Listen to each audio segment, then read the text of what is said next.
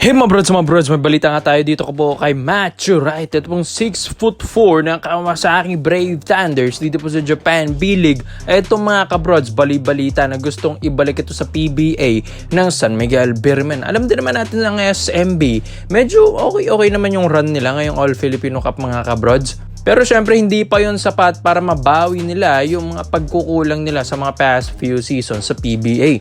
Lalong-lalo na yung ginawa nila last season na napakaaga ng pagkaburakay nila that time. Kaya ito mga brods, bumabawi ang SMB kaya 'di ba? Ngayong season ang ganda ng mga panalo rin nila kahit papaano mga kabrods. Although may mga talo sila ngayong All Filipino Cup pero mga lesson na yun sa kanila. Kaya ito, gusto nilang ma-boost pa ang kanilang scoring ability sa lineup nila. Kaya ito, gusto na lang i-add ito pong 6'4", 6'5" shooting guard na si Matthew Wright na dati na rin PBA player from Phoenix Super LPG. Umalis nga lang dito si Matthew Wright dahil hindi niya nagugustuhan na rin ito pong Phoenix na hindi naman din nagiging contender kada season. Kaya nga 'di ba sabi nila parang malapit na rin maging for sale ito pong Phoenix Super LPG. Kaya ito mga kabrods, ito pong si Matthew Wright syempre pipili naman ito ng mga kupunan sa PBA na okay siya. Kaya itong SMB, alam din naman natin na medyo mahirap itong kunin sa Kawasaki Brave Thunders sa Japan B-League, knowing na ang ganda na ng liga niya dyan, level ng kompetisyon, sahod niya dyan mga kabrods. Pero dito kasi sa SMB mataas din naman magsahod dito mga kabrods, mag-offer. Kaya ito si Matthew Wright ay o-offeran nila ng malaki mga kabrods. Alang-alang lang makatulong ito pong si Matthew Wright sa SMB ngayong season dahil iba rin naman kasi yung skill set ni Matthew Wright.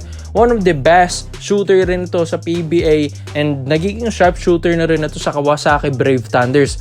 Ang kinaganda nga ni Matthew Wright, mas naging efficient sa ito ngayon sa Japan. Kaya dito sa PBA kasi minsanan syempre nagiging inconsistent din ito sa Phoenix. Pero dito sa Japan, mas nag-improve na Matthew Wright kahit 34 years old na ito mga kabrods. Malakas na player pa rin ito. Prime pa rin niya kahit papano mga kabrods. Kaya dito sa SMB, sa dami-dami pwede nilang piliin dito sa PBA, why not kumuha na lang din sila ng players sa Japan, which is mga kabrods, maganda naman ang nai-improve ng mga players doon. Kaya iba pa rin kung kukuha ka ng mga Japan players dahil mas nag-improve, mas gumaling, mas iba na yung laruan pagdating ng PBA ulit.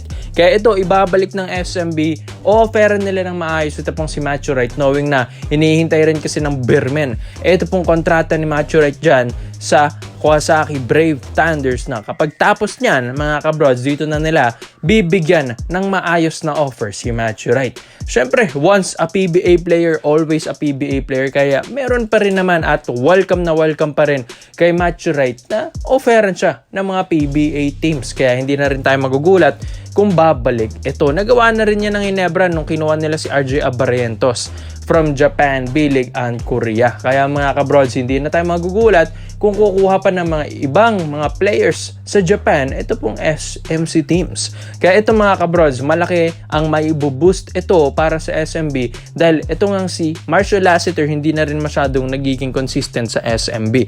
Kaya kailangan din nila ng next Marcio. Kaya ito, maganda kung si Matthew Wright ang kukunin nila. Dahil parang pares lang din naman sila naruan ni Matthew Wright and Marshall Lassiter mga kabrods. Sharp shooter din, magandang perimeter, magandang footwork, may ball handling din mga kabrods. May skills din talaga. Ito pong si Matthew Wright. Kaya wala rin silang masasabi dito. Kaya kung offeran nila itong mga brods, malay natin, mas maging contender pa lalong SMB, mas pwede pa silang magkaroon ng chance na pumasok ng championship round. Kaya sa tingin nyo mga brods, Matthew Wright to SMB, dapat na bang i-push ito ng Beermen?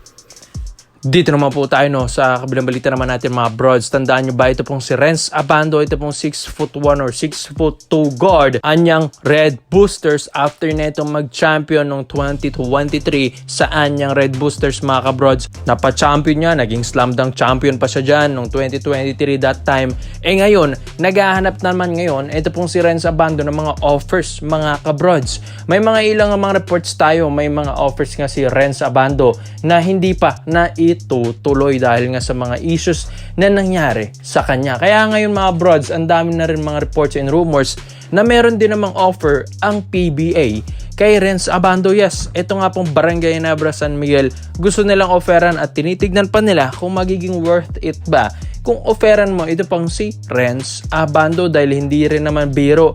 Ito pong si Abando, sabi nga nila, pera-pera kasi dito kay Renz Abando, pagpapalaruin mo to si Gilas, kailangan merong pera na namang may involved. Sabi nga nila, hindi na para sa bayan, para sa pera na ang nangyayari. Kumbaga, nagde-demand talaga ng sahod itong si Renz Abando, mga kabrods.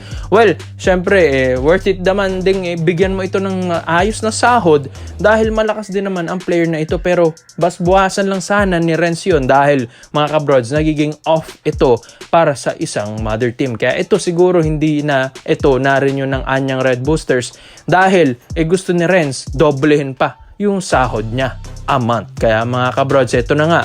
Ang Barangay Nebra San Miguel, anda silang offeran si Renz Abando, mga kabrods, ayon sa mga reports and rumors.